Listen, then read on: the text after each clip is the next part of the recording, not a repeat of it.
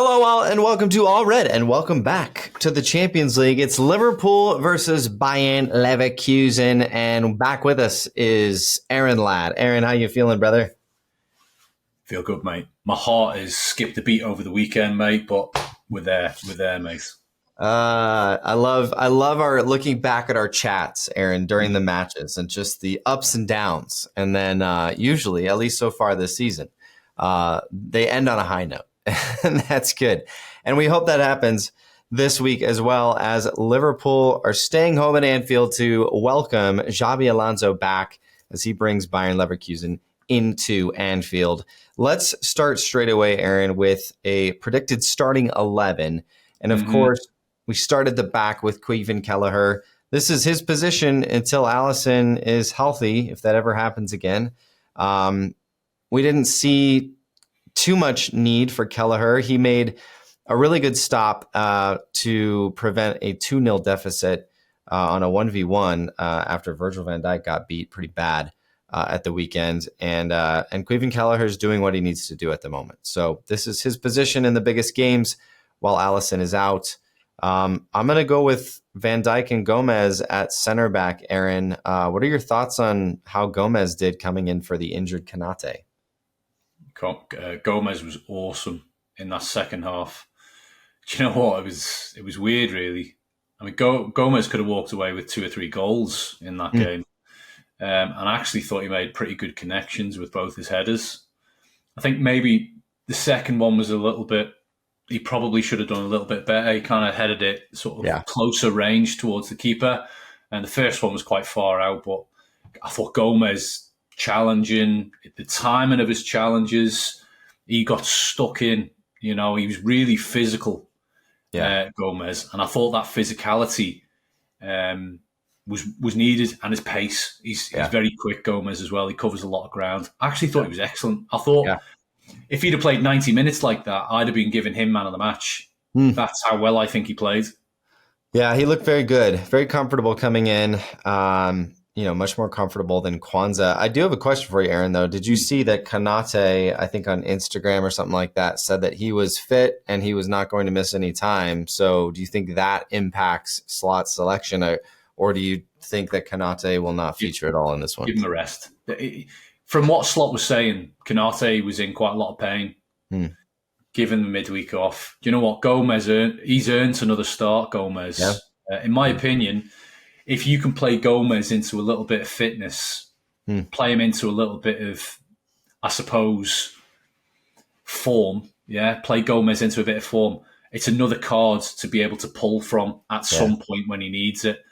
Kwanzaa can probably do with a break. If Konate's fit for Villa, I want Konate up against Ollie Watkins against Villa. Yeah. More so than I do want Joe Gomez up against Ollie Watkins for Villa. Yeah. Very good points. Very good points. Let's move to the wings here. We've got Trent Alexander-Arnold. And do we think that Kostas Tsimikas comes back in versus Leverkusen, or do you think Robbo comes back in here? I thought Kostas might get rested. I thought Kostas is probably a shoe-in against Villa. I thought he was excellent. I thought Kostas, he's a little bit unorthodox at times. Yeah. But I thought actually out of our fullbacks against Villa, against Brighton, Kostas was the one that turned up on the day. Trent had a terrible day. That first half, I don't think I've ever seen him misplace so many passes. Yep.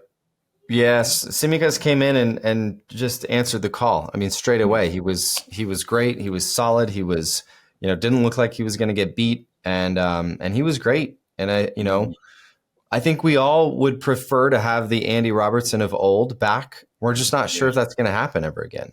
We hope so. I mean, maybe he gets back into the gym and finds some of that old speed back, and he comes back. But right now, I think this is Tsimikas. So perhaps Aaron, this is a Robertson type match where he comes up against Bayern Leverkusen to give Tsimikas a break before Villa. At the same time, it's a Tuesday match.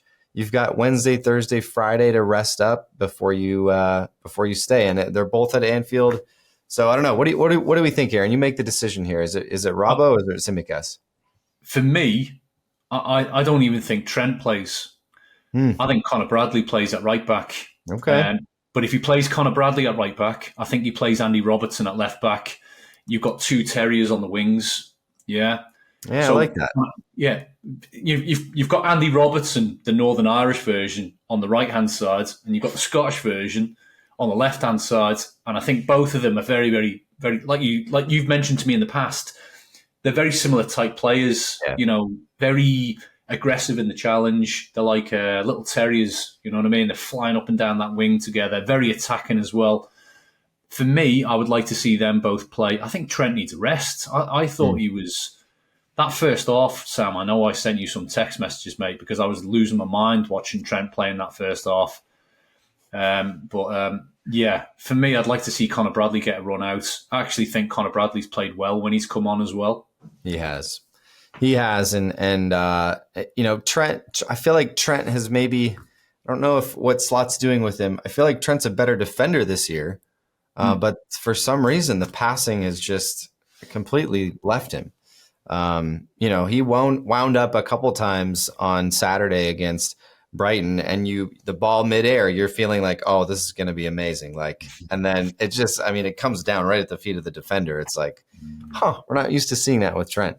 So I like that. I like that, Aaron. The two Terriers on the wing backs. That's very good. Very good.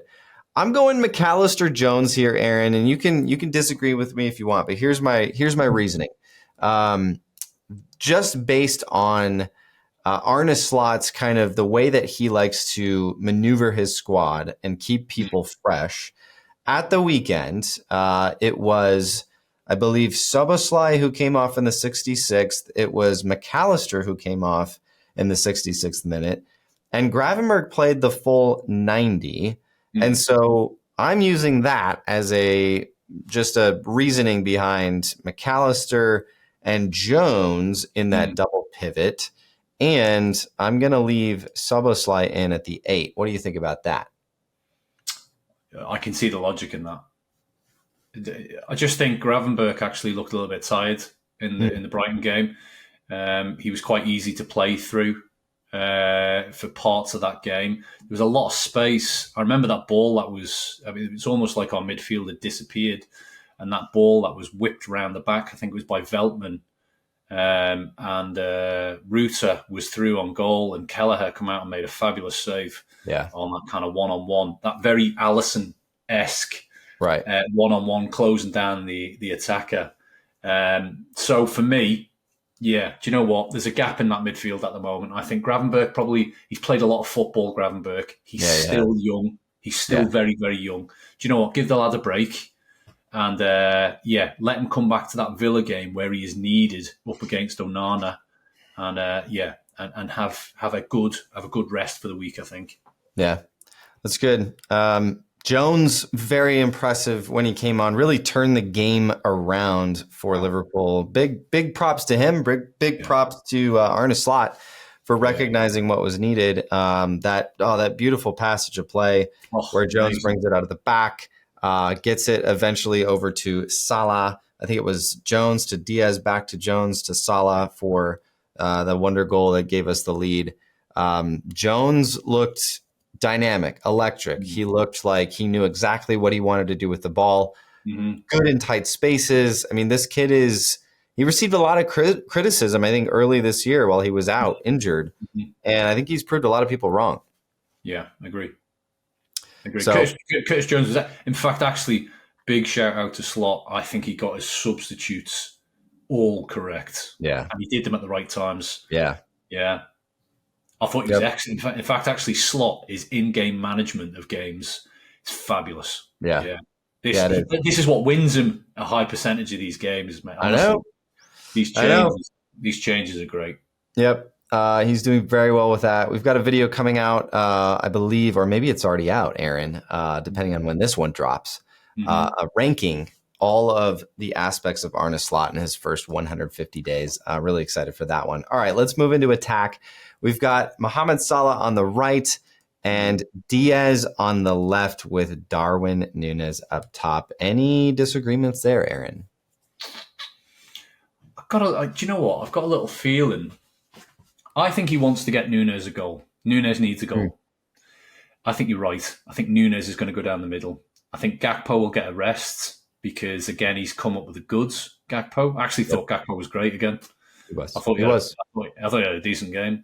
So I can see Gakpo being saved for Villa. Yep. I think Matty Cash got injured today in that game. So they'll have a makeshift, probably Konza playing right back up against Gakpo. I favour Gakpo in that fight. Yep. Diaz looked good coming on after 50, 60 minutes or whatever he came on in that game. Do you know what? It's making a bit of sense, these two interchanging at the moment. It keeps fresh legs every game. Absolutely. That front three, Sam, looks good to me. I think that possibly will be the front three. I like the front three. I think Diaz, Diaz on an Anfield European night is just going to get. I think he's going to have that electricity that Anfield wants to see. Not that Cody Gakpo wouldn't have that. Cody Gakpo has been fantastic, maybe our best attacker in the recent weeks. But you put a Luis Diaz out there with Robertson behind him. You've got Darwin Núñez up top. You've got Salah on the right. And Aaron, to your point, like we're a little bit spoiled right now with the options we have at left wing with Cody Gakpo and Luis Diaz. Gakpo's been a better player, arguably over the past month. Diaz started off super hot, but the fact that we have both of these guys really kind of battling and fighting each other for playing time right now is really cool to see. And they're both scoring. Diaz and Gakpo are both scoring right now. They're both contributing to attack. Gakpo's just been a little bit better, I think, in possession. He's been a little bit more direct, looking for goal every time he gets the ball. I want to see Diaz do that. And I agree with you, Aaron. I think arneslot is really, I think the confidence is starting to get there with Darwin Núñez. Jota went down. It may be a little bit of a blessing in disguise because, Aaron, you look at that, that Darwin Núñez touch, turn, and go, I think in the 10th minute of the game, 15 minutes of the game against Brighton, where he dinked it up over the top of the Brighton defense, took it. It was all him. And the difference there that we have not seen in the past with Darwin was he slowed down. And he's been doing this. He gets into the opposition box. He slows down, does a little stutter step, thinks about what he wants to do, and makes a decisive decision. We saw that against Arsenal. It's good save by Verbruggen. He stuck his hand up, and it was like, oh, look what I found. Yeah. But we're starting to see that confidence and just that little mental tweak from Darwin Núñez. I'm excited, Aaron, because if arneslot can unlock this guy, watch out.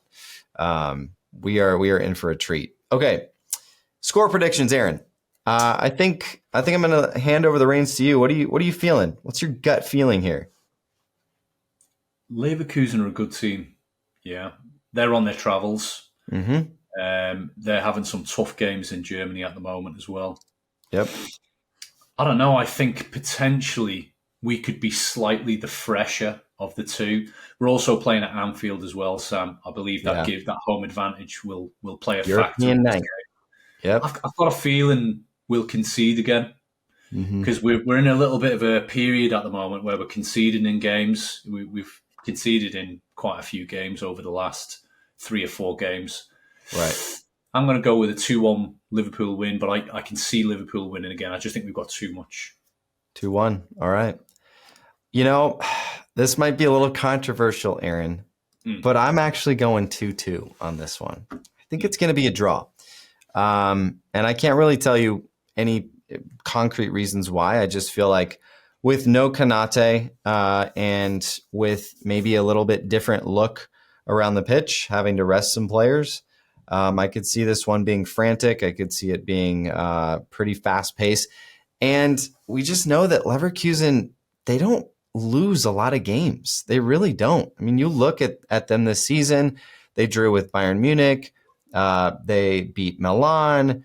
They've drawn quite a bit this season. And they just, Leipzig was the one game that they've lost, I think, this season.